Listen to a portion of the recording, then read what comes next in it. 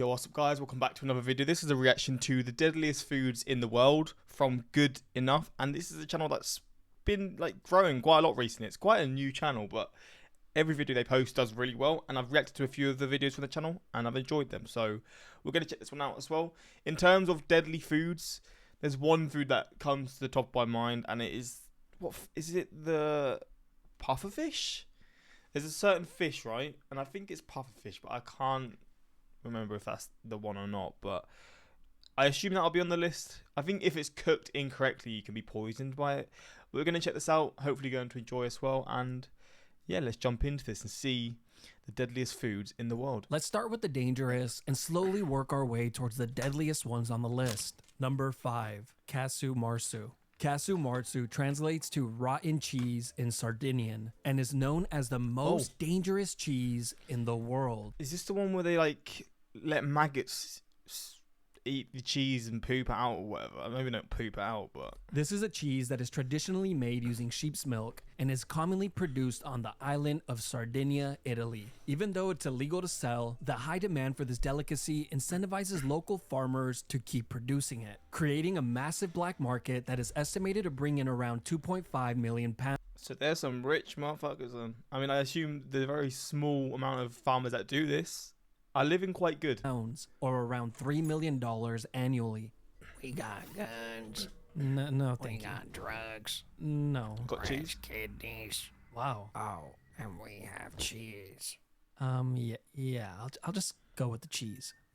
The reason this cheese is so dangerous is simply because of the way that it is made, which first starts with the wheel of pecorino cheese. It is then introduced to cheese flies, where they will begin to lay their eggs inside it, and in a matter of hours to a few days, these eggs become larvae. And around the 40th day, the cheese is completely infested with flies and thousands of maggots. For the next 2 to 3 months, the maggots are left to gorge themselves with the cheese, so they can, well, poop it back out. And that's the magical ingredient here, since the poop gives the cheese its sought-after flavor and texture. And honestly, the texture does look amazing. I'll give them that. No, it doesn't. No. Oh my god. But when it's time to consume the rotten cheese, expect to get around a dozen maggots with every single bite. Oh, so there's still maggots in it. Oh, I thought they would have been far gone at this point, but no, they're still there. Since they are never removed. Scientists and health officials have warned that there's always a possibility that the larvae could survive a person's stomach acid and make their way into the intestines, a condition called pseudomyiasis, where the person's intestines become completely infested with maggots, surviving by consuming the person instead, successfully pulling off the sneakiest Uno reverse card. Even though this condition is rare, I don't think I would be willing to risk it all for a taste of this deliciously textured cheese. So the people just swallow the maggots as well, without any care of the world. Flipping hell, man. Well, maybe just one bite.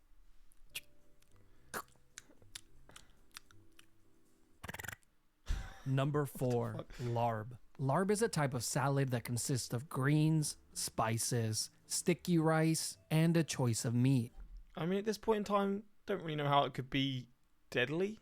I assume maybe the meat is what's wrong, but this dish originated in South Asia in Laos and is a very popular dish there, even becoming its national dish. At first glance, this would definitely be something I would consider ordering while on vacation, if I ever took any. Now here's the thing, even though this dish looks delicious, it can quickly become deadly, since this meal is oftentimes served with raw meat. oh god, that is not. There are many types of meat that can be used for this dish, but the most common ones include beef, chicken. I'm lost for words, man. I mean, all kinds of meats, having them raw, no, like pork, beef. I know people can have certain meats somewhat raw, but chicken, come on, man. That makes me feel sick. That is actually vile, man. Raw chicken. Oh, I'm cringing. Raw chicken is the worst meat possible to have raw. It's just the idea of it is so cringeworthy to me.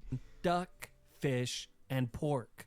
And eating this meal uncooked drastically increases the odds of you contracting a I'm sure it's nicer cooked, so why don't you just cook it? I don't understand. Dangerous and potentially fatal disease, from trichinosis, fatal bacterias, rabies, streptococcus suis, which is a deadly bacteria that is commonly found in pigs, and Southeast Asian liver fluke, a parasitical flatworm found in uncooked fish, which once consumed, the worm can live inside the human liver for many years, where you can rest easy knowing that you'll never truly be alone.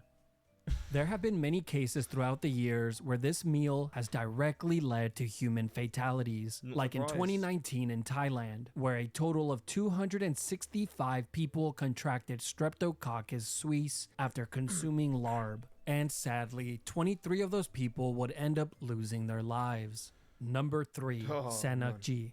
In Korea, Sanakji could be enjoyed multiple different ways, but let's cover the least deadly one first and the most common. Sanakji is a raw dish consisting of the long arm octopus, which is killed just moments before it's to be served. So it's very fresh. Here, the octopus's body and legs are chopped into pieces and drizzled with sesame oil. And by the time this makes it onto your plate, the legs will still be moving. As you begin to eat, the octopus's suck. Oh, I've seen this, and it'll like stick to your body, right? And it can stick to your throat, I assume, because it's like the suckers will just keep being like functioning. I don't know why. Maybe it's the salt or just like the sort of the muscle memory, I assume. But I think this will just get stuck to your throat or something in certain rare cases. Will begin to suction onto your tongue and throat, making it difficult to swallow. But I know that if I ever came face to face with this meal, I would have no choice but to totally crush it. Since I have talked way too much of a big game, watching people struggle as they eat disgusting foods on the challenge. No, I'm telling you, you just have to plug your nose and just power through it. Sure, honey, sure. Oh my god, just chase it with the water.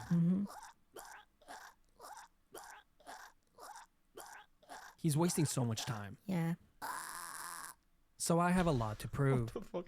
Now the second method, on the other hand, I love is this channel. It's so like, it reminds me so much of Salmonella, but it's just some of the edits are even like funny. I'm not gonna lie. much more challenging and poses a much greater risk of death.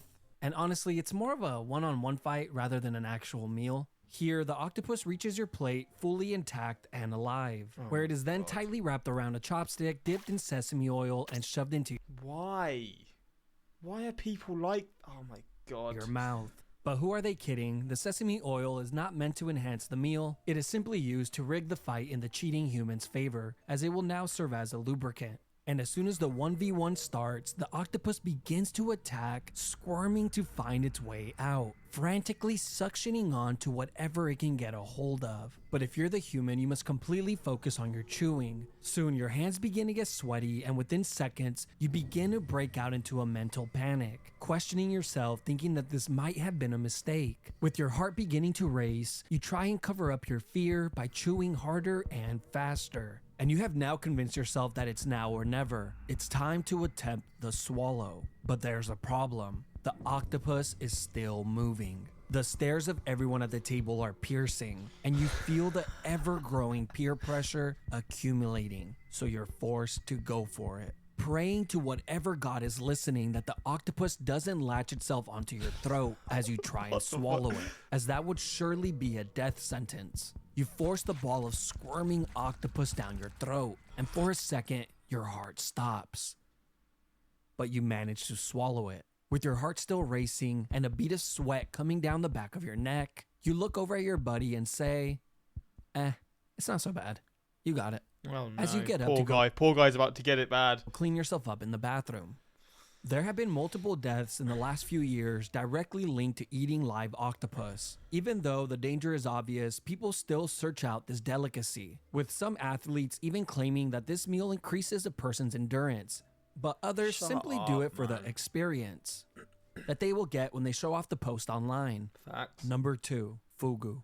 This is one of the deadliest foods in the world, where a single mistake in the preparation could mean life or death. Fugu is a popular dish that originated in Japan in the early 20th century, but as time has gone on, the dish's popularity has only grown, spreading to many countries like China and South Korea. This is a meal that It's the pufferfish then. consists of a poisonous pufferfish that has had the poison carefully removed from it.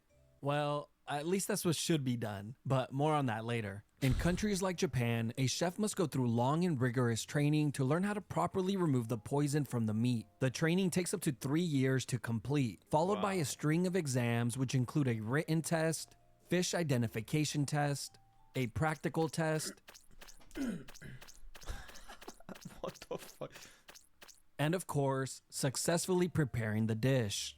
This test is so difficult that only 35% of all applicants end up passing it and acquiring the license. The reason the pufferfish is so dangerous is because it contains a poison called tetrodotoxin, which is one of the world's most deadliest poisons. A single pufferfish has enough poison to kill 30 adult humans.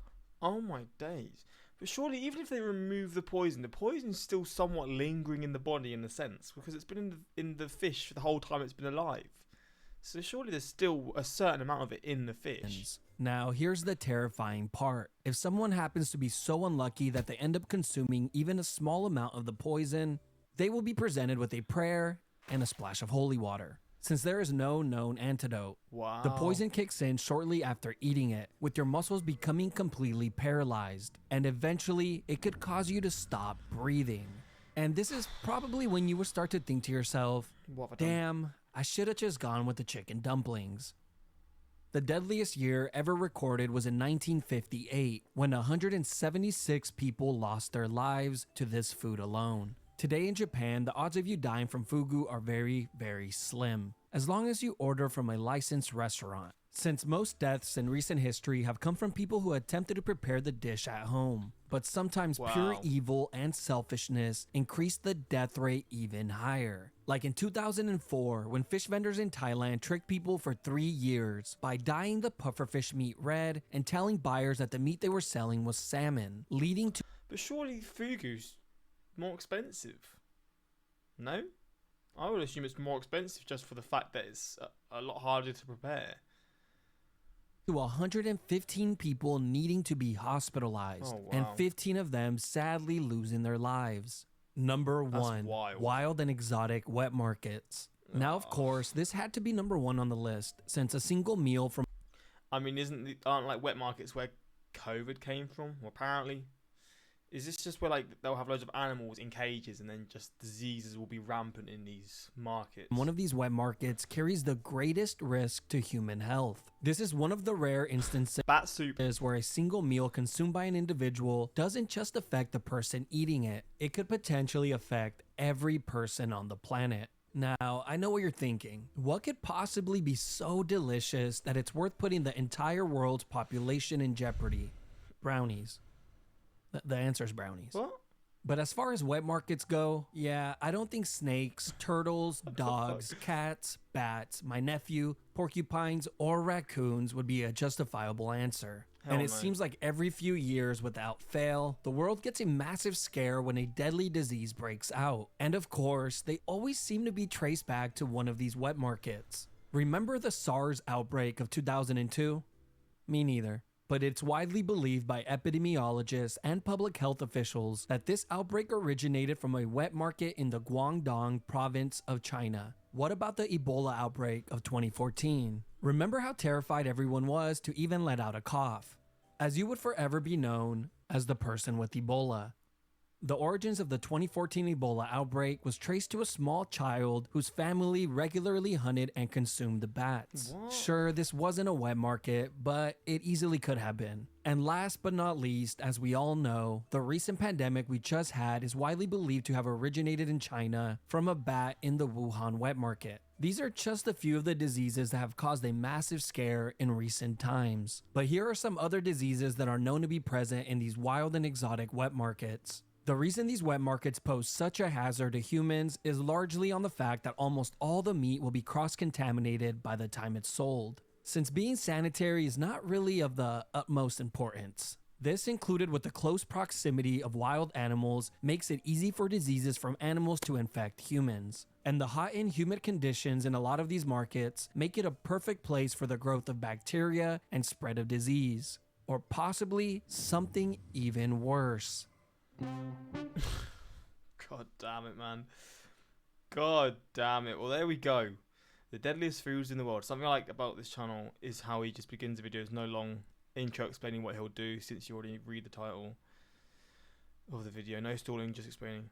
Yeah, I like the channel. It's a nice little breath of fresh air on the YouTube, to be fair. Like, it's definitely one of my new, like, favorite new up and coming channels. This dude became famous just on his first video, and I absolutely don't regret finding his channel. How many videos has he done? Like 7, 8, 5, and they've all got over 1 million, and this one's going to get over 1 million as well. Yeah, this channel was class, to be fair. But hopefully you did Let's enjoy start this. with the And yeah, until next time, like, subscribe, peace.